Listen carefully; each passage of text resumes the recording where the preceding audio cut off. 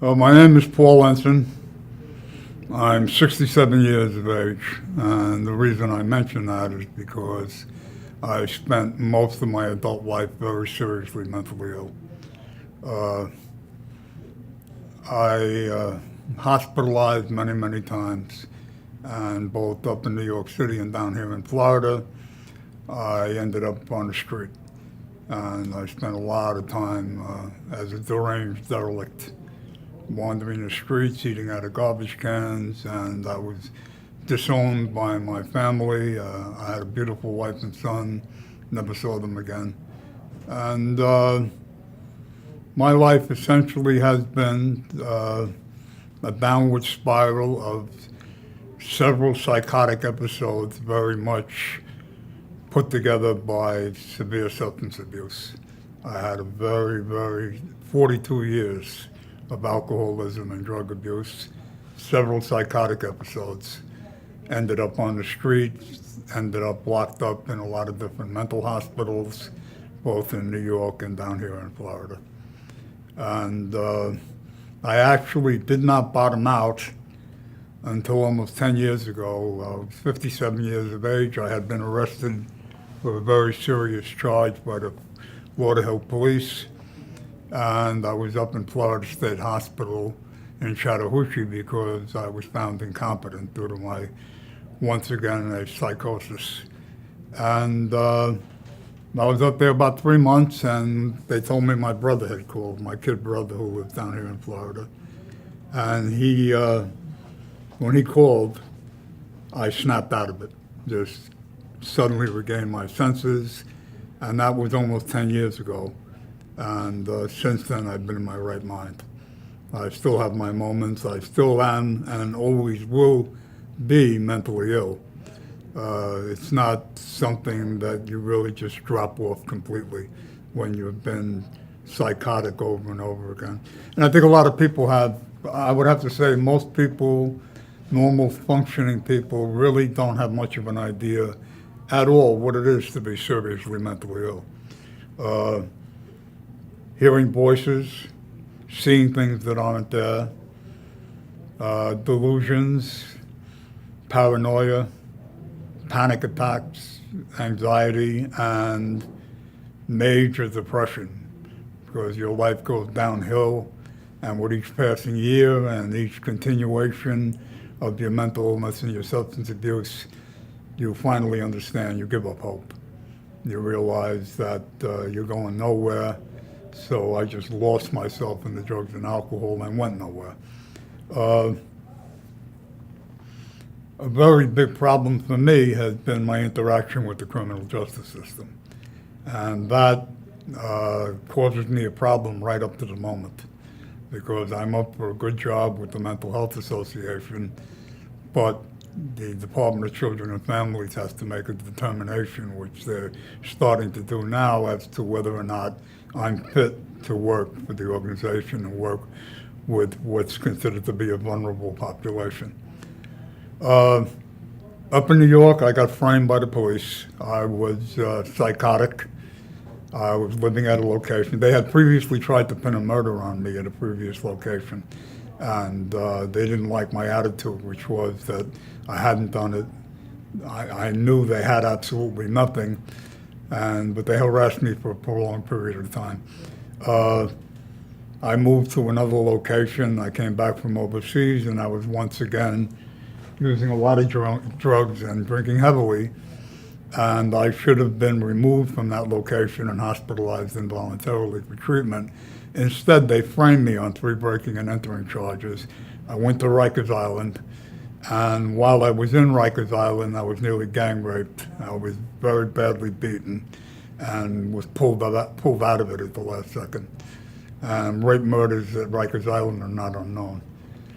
So after I finally snapped out of it, I lived a couple of more years, sane pretty much, and came down to Florida, but started the same dismal pattern over and over again of using drugs and drinking, losing my mind, and starting to get Baker acted constantly, landing in hospitals, and then back out on the street. So down here in Florida, I got railroaded and ended up in the North Broward Detention Center where the deputies spent a lot of time beating me up. And I had to sleep on a concrete floor, and I had no food and no medicine. So I'm somebody that I firmly believe, and I say this with what I believe to be 100% accuracy, I should have been diverted out of the criminal justice system and have been forced to get as much treatment as necessary. And that's a major, major problem that people like me, but part of it also is personal animosity on the part of the police, because I played myself as a tough guy, and sometimes they don't particularly care for that kind of an individual, and they let's just put it away, let's just lock it up, and let's let it learn a real hard lesson. Well, for the most part, all I really received was medication, and that obviously is also a two-way street, because a lot of these medications have horrible side effects and interactions. You take multiple medications for several years, you start to develop chronic health conditions. I'm diabetic because of a psychiatric medication that I took, and battling back from that, from the diabetes through all these years, has been difficult also. As far as services go, the services are available, but as I said, I'm certified now, and I do when I have worked here as a counselor. What I find by and large is that a lot of healthcare professionals dealing with somebody with mental illness, they're highly disinterested. A lot of them have a condescending, supercilious attitude towards people with mental illness, especially if they know you engage in substance abuse. And this is something that I've encountered over and over again. It's just take the pills or get locked up. And in terms, I've been in therapy for several years, and for me it's been fantastic, because very fortunately, I had two therapists that were almost ideally suited to work with somebody like me and have helped me tremendously. And if a person does not, psychiatric medications, for the most part, just mask the symptoms. They make you able to function at a certain level, but they don't solve your problems. They don't solve the problems of your life, why you resorted to certain behaviors, and why you're in the particular life situation that you're in. Now, the saying, it takes one to know one, is to a certain degree very, very true, because I understand mental illness in a way that somebody with all the academic degrees in the world could not possibly understand it. So when somebody tells me I'm freaking out, I'm scared out of my mind, I can't last another 30 seconds like this, I've been there and I know what that's about. And when somebody tells me my life is nowhere, I'm totally destroyed, I want to kill myself, I understand that, because I almost committed suicide. So it's the services are there, but I would say a lot of the people that are supposed to be helping people with mental illness aren't really doing that great a job. Well, almost exactly a year ago, I was invited to a conference at Nova Southeastern University, which was about, when appropriate, diverting the mentally ill out of the criminal justice system. And it is something that the police officers got to make a call. The state attorney's office has to make a call. District attorney has to make a call. The prosecutors have to make these calls. They really, before they charge somebody with a mental illness, giving them a criminal record that'll follow them around for the rest of their life, they really have to view the mitigating circumstances. Is this person entirely in their right mind? Are they a cold-hearted criminal who knows exactly what they're doing and go ahead and decide to commit a heinous act? Or is this person sick? Obviously, if you do something seriously wrong, you're removed from the community. But do you charge this person with a crime? And in my own life, as I say, right up to this moment, Yesterday, I sent a package to the Department of Children and Families in Tampa to the background screening unit coordinator, which the packet included only my arrest reports and my dispositions.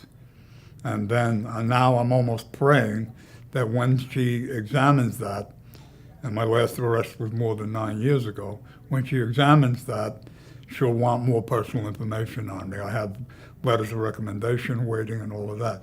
So it's just a question of it. Once you go into the system, it's very touch and go. And for the most part, I'm very fortunate. When I got out of jail in August of 2007, I returned to the Mental Health Association, 9Muses Art Center, where I had been a member for a long time. They offered me employment. I was given a scholarship. They recommended me for certification, and I got the certification, and I had some good temporary employment through Career Source Broward. And so I've had opportunities now. And because people gave me a chance, because the mindset here at the Mental Health Association is that the stigma and the marginalization of a person with mental illness, for the most part, is totally wrong. And so not diverting them out of the criminal justice system can be, for a lot of people, a great injustice. For one thing, in the state of Florida and elsewhere, the prisons are now privatized. It's a money-making operation, and they don't get paid unless their cell is filled. I happen to, my present therapist, she's going back to work in a jail upstate, in a prison upstate, and she explained to me the reason she left the last job is because she was doing the work of 3 people. And the reason for that was they didn't want to pay the other 2 salaries because they wanted to maximize the bottom line. So part of it is the mentally ill at the bottom of the barrel. Hitler had people sterilized. He had the mentally ill exterminated. Obviously, it's a different story in this country, but in a way, is it? Because if you take somebody who's seriously mentally ill and you know it, and they do something that's not altogether that wonderful, but not the end of the world, do you throw them in prison? And do you hold them there? And I've experienced incarceration, and it's a brutal, dehumanizing environment. For people who commit, that know what they're doing and commit serious criminal acts, too bad. But for people who are not in their right mind, do not have all their faculties, I think a lot more successful outcome for everybody concerned would be if they really took a good look at the person and said, maybe rather than putting them in a prison cell, we should put them in a hospital and get them some treatment. And if that had happened to me, I wouldn't be here talking to you right now. Well, first, I think education has a lot to do with it. From what I understand, certain police agencies down here, the police officer only gets 6 hours of training at the academy concerning dealing with the mentally ill. And as I mentioned, I did 9 presentations with the Crisis Intervention Team training program.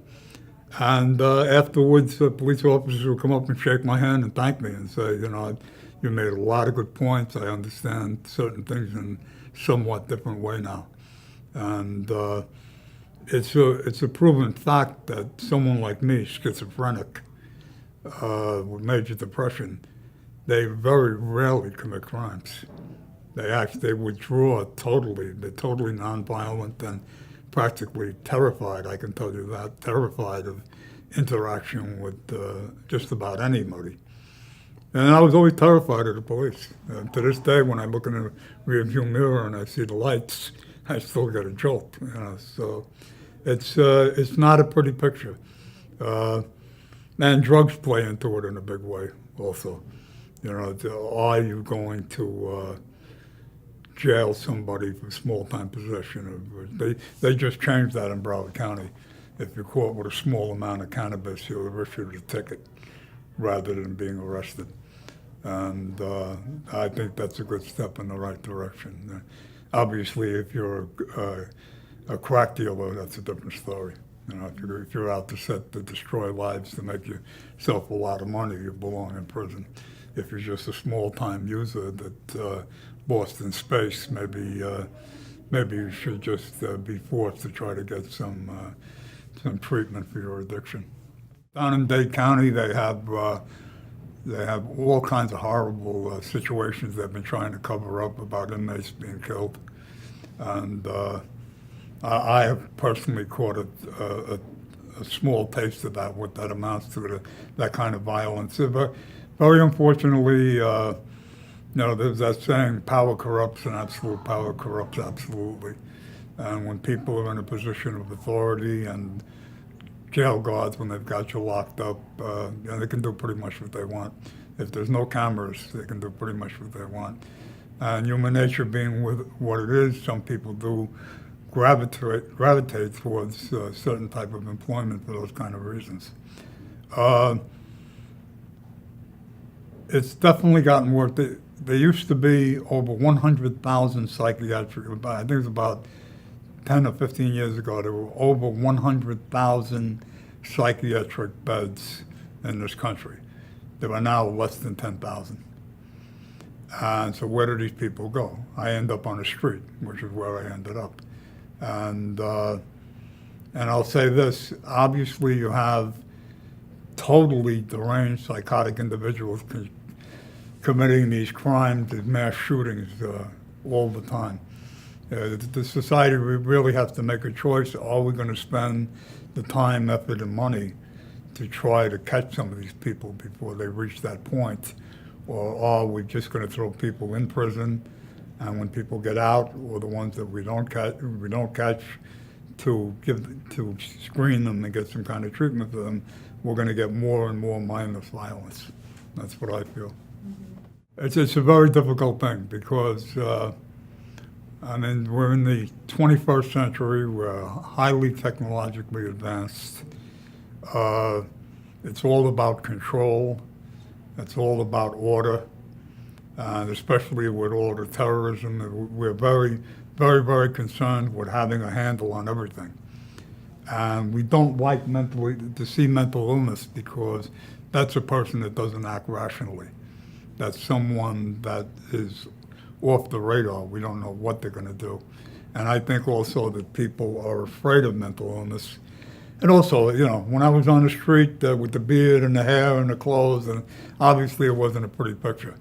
And a lot of people, law enforcement officers included, view that as abhorrent, repulsive, aberrant, and they're afraid of it because the person's unpredictable and irrational, and also that they present something that we don't feel society should have amongst us.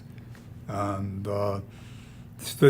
you really, as someone who suffered with the stigma of mental illness, I've endured a lot of violence, a lot of mistreatment, and an incredible number of indignities. And I obviously won't even go into half of it. And that has to do very much with the fact that people I think it's almost like looking in the mirror sometimes when you see a mentally ill person. Well, I could be like that, or my brother could be like that, or my child could end up like that. And so we really have to be more understanding. We have to understand it's a disease. Mental illness is an illness. Addiction is a disease of the brain. It's not a character defect or a sign of inferiority of the person. And we have to be willing to throw the dollars to help these people. Jeb Bush, as governor, cut everything right to the bone, and Rick Scott has continued it. They cut the money for treatment, intervention, prevention, all of it down to nothing. I'll give you a further example. Broward and Miami-Dade County are the AIDS capital of the United States. And the fact is that if you don't want to spend the money to treat somebody with a drug addiction, and they engage in risky behavior because they're drunk or high, and they turn up HIV positive, those not the people who allocate the money to prevent that kind of a situation from occurring? Aren't they culpable in some way? That's the way I feel about it. Well, I was a very self-destructive individual for whatever reasons. I started out really great. I was offered office at Kennedy School, and then when I was in the Army, I was in the Arista National Honor Society in high school, freshman athlete of the year in college, and I was, things were looking really great. I got a chance to travel the world to a certain degree. If somehow I had been kept away from drugs and alcohol, I definitely would not be here today. And the fact that they will not spend the money to help people that have addiction, treatment is practically non-existent down here. So the biggest thing for me personally was the self-destructive streak that I had. The substance abuse fueled the mental illness until it reached an irreversible state. And I had psychotic episode after psychotic episode, always going back to the same thing. I would snap out of it, I'm locked up somewhere. I see the light, I come out, a few months later I'm drunk and high again. I get locked up, I snap out of it, I see the light. To prevent an individual, it's a proven fact that catching somebody at their first psychotic episode is crucial. If you can catch somebody the first time around with the help of the family and the treatment that they can get, if you can stop it there, it's much more likely that the person will turn it around. And I got virtually no help and just got warehoused and locked up. And that's the reason that it went this far with me. It's helped tremendously. This place should be looked at closely. The Mental Health Association in Southeast Florida and the 9Muses Health Center. First of all, it's a place where anybody can come. I mean, you have people who come in here and talk to themselves nonstop. They're ignored. You know, it's a safe environment. Any kind of violence or aggressive behavior is dealt with immediately. They have a lot of excellent depression support beyond addiction that I used to run, schizophrenic support, anxiety support. They workshop, they have an excellent art studio. It's a type of environment where people can come and have their problems and get hooked up possibly with services, and also it's the kind of place where people are accepted for what they are. We don't allow people to be put down because of what they look like or the kind of mental problems that they have. And it's been instrumental in my turnaround. It wouldn't have happened. What's happening with me now wouldn't have happened at all, guaranteed, unless this place was available to me. So I think this is something that in a way should be a model in a lot of places, because it's good money. The money spent on this place, you're providing services to people who really need it and who have very little in the way of alternatives. People have to understand that mental illness is a sickness, it's a disease, it's an illness, and people can get cured.